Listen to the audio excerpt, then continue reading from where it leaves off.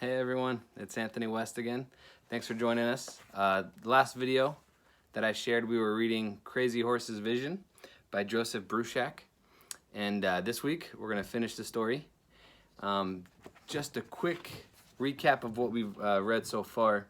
At this time in the story, Crazy Horse's people, the Lakotas, were being attacked by the white soldiers, and Conquering Bear was mortally wounded. And Crazy Horse went off and kind of thought on his own after witnessing the terrible things that had happened.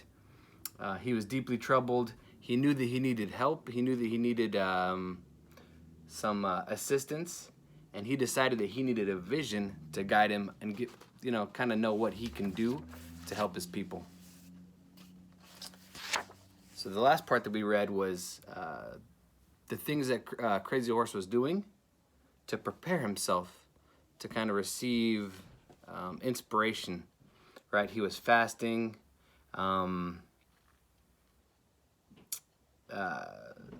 yet after day after day after day, he still wasn't receiving the type of guidance that he thought he was going to be getting. So you can imagine he was probably feeling a little discouraged. And that's where we pick up. Let's see what happens next. So then the vision came. It was a rider on the back of Curly's own pony, yet the horse and man floated in the air. As the man rode closer, Curly saw that he wore blue leggings and his face was not painted. A single feather hung from his long brown hair. Behind one ear, a round stone was tied. A red-backed hawk flew above the man's head. Curly heard these words, which were not spoken. Keep nothing for yourself.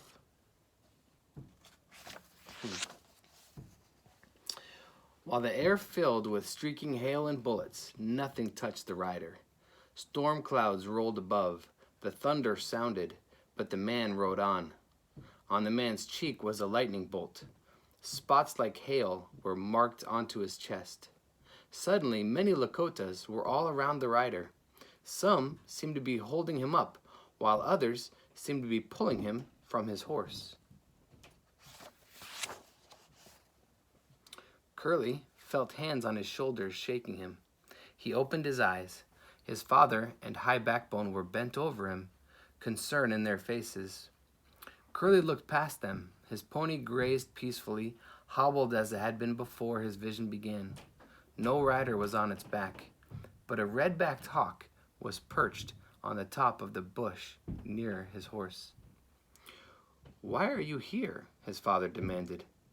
"I came to seek a vision," Curly said.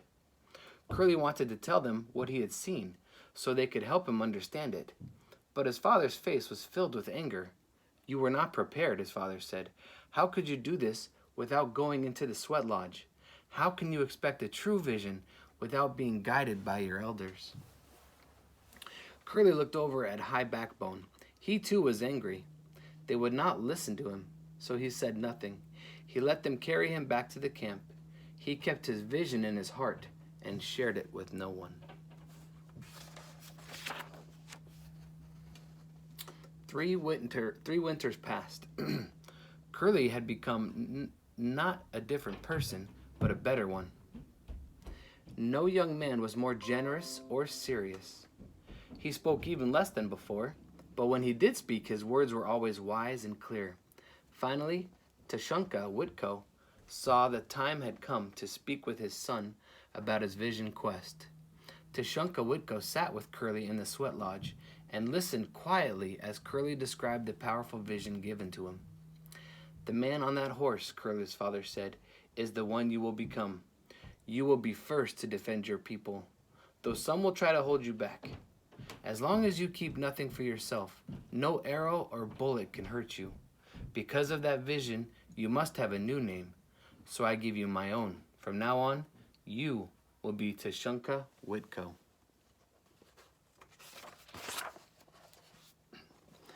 The young man, whose name had been Curly, listened to his father's words. His new name fit that vision of a horse dancing through a storm. From that day on, he would be known by that name. His name would stand for the bravest of all the Lakotas. one who always defended his people. In the days to come, all the world would know that name, as it was said in English. They would know Crazy Horse. And that's the end. So there's a couple interesting things in this story that I think we can learn from.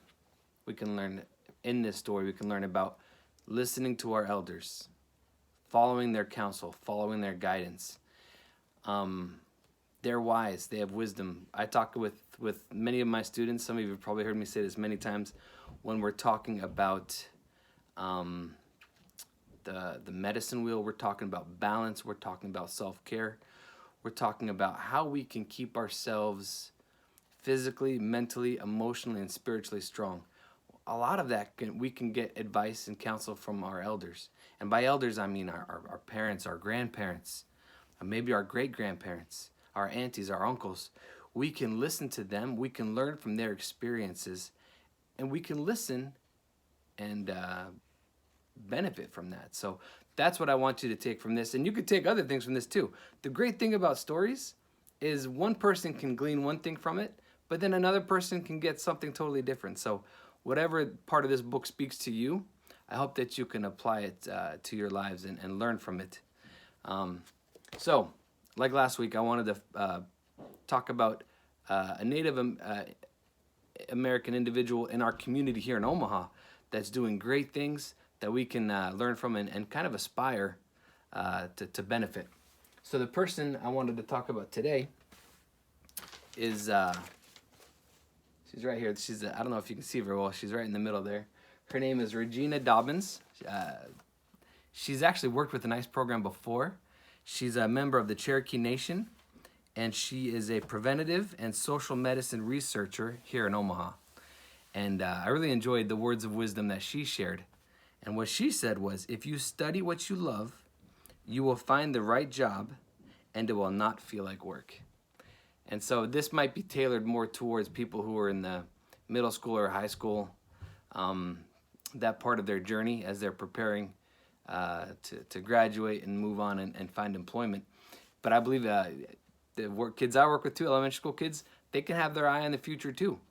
Even though you're in elementary school now, you're young, always have that vision of graduating from high school and seeing yourself graduating and going on to college, trade school, other opportunities as well. But have that vision in mind and pick something that you love, something that you enjoy doing, okay? I, for one, I love being a teacher. I've wanted to be a teacher since I was a kid. I love it. I love working with students. And my heart goes out to you now. I wish I could be with you in our small groups doing reading and talking about Native American history, Native American culture. Right now, that's just not possible. But hopefully, you're taking advantage of these videos to learn about some Native American history and culture. I hope you learned something from this video. I look forward to next week's video as well. Stay safe. Continue to social distance. Listen to your parents. Listen to your grandparents. Listen to the wise elders in your lives about staying safe. Okay, practicing good hygiene and all those things. Know that you're missed. Know that we're thinking of you. And until next week, have a good day. I'll see you.